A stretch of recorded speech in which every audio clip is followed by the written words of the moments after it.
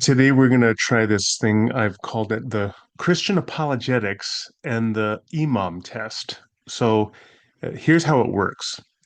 You take something that is said by a Christian apologist, and then you imagine a Muslim imam saying that same thing, and you ask yourself, would you be comfortable with that imam saying that? And if you wouldn't, then probably the Christian apologist shouldn't say it either. It's a very technical test, but I think it'll yield some interesting results. So we're going to play a clip here.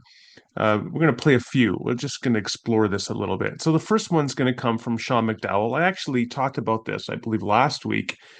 And this is where he's answering an audience person's question about God commanding the Israelites to kill people, and how should we think about that? So here's Sean McDowell speaking, but imagine instead of Sean McDowell saying this, it is a Muslim imam. So here it is. Okay, so you're right at the end that there's a difference between a person deciding to go kill somebody else and God commanding such an action.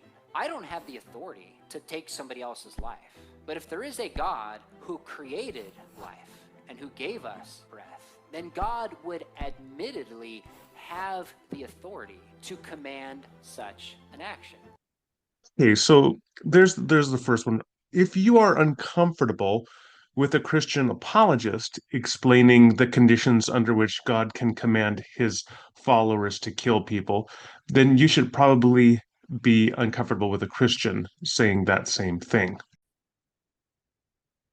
Here, our next example of the Imam test. This is going to be William Lane Craig explaining to Alex O'Connor why God needed to command the Israelites to slaughter infants.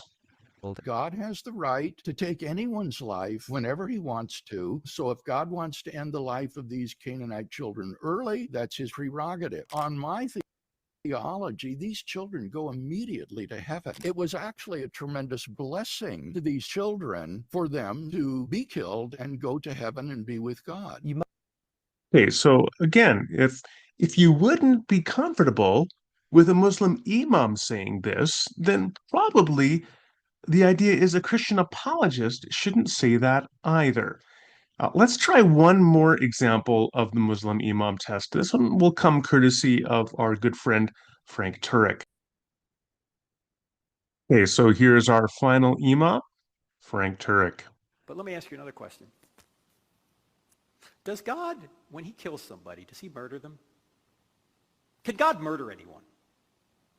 No, murder is the unjustified taking of an innocent human being. Now, God is the creator of life. He can take life whenever he wants, right? In fact, if Christianity's true, people don't really die, they just change location.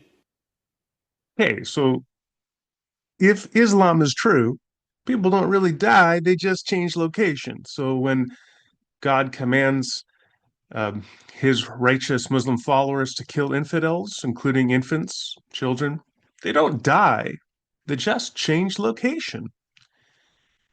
Our final example of the test. If you would not be comfortable with a Muslim imam saying that to his suburban mosque, maybe you shouldn't be comfortable with a Christian apologist saying that to his suburban church. That's just the idea. I don't know. I'm going to throw that out there and see what you all think.